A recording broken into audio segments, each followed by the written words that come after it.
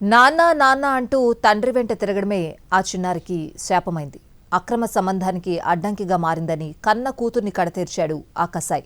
ప్రియురాలి మోజులో ఇంతటి దారుణానికి తెగబడ్డాడు.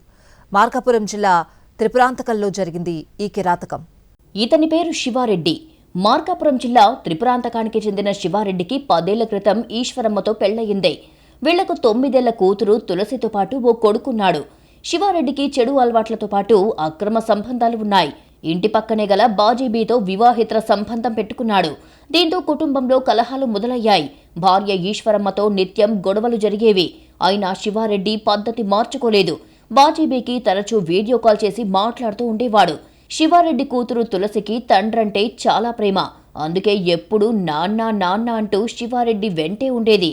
ఇది ఆ చిన్నారి పాలిట యమపాశంగా మారిందే. తమ అక్రమ సంబంధానికి తులసిని అడ్డంకిగా భావించారు శివారెడ్డి ప్రియురాలు బాజీబీ.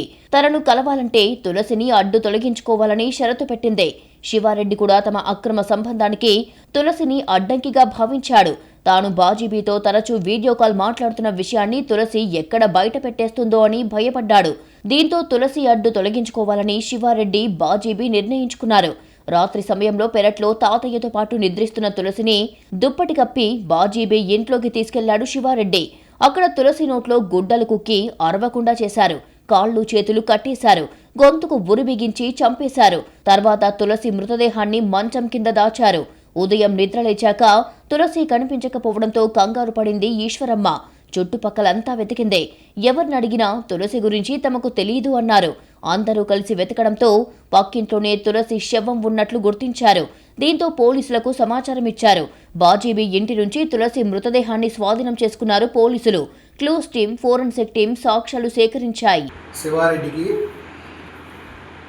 షేక్ బాజీబీ అనే ఆమెతో అక్రమ సంబంధం ఉందని, ఆ అక్రమ సంబంధంలో భాగంగానే అతను అక్రమ సంబంధం పెట్టుకున్నటువంటి ఆమెతో వాట్సాప్ కాల్లో, వీడియో కాల్లో మాట్లాడటము పాప గమనించడం, ఆ గమనించిన దాని మీద అందరికీ చెప్తా ఉంది, తల్లికి చెప్తుంది, అదేవిధంగా చుట్టుపక్కల వారికి చెప్తుంది అనేటువంటి ఉద్దేశంతో వీళ్ళ పథకం ప్రకారము పాప పేరు మోటిపెట్ల తులసి వందన. ఈమె 9 సంవత్సరాలు.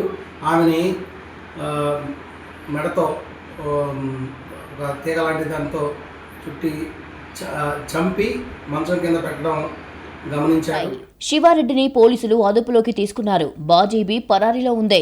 చిన్నారి తులసి హత్యతో ఆగ్రహించిన జనం పోలీస్ స్టేషన్ను ముట్టడించే ప్రయత్నం చేశారు. శివారెడ్డిని తమకు అప్పగించాలి అని డిమాండ్ చేశారు. అయితే పోలీసులు అందరికీ నచ్చజెప్పారు.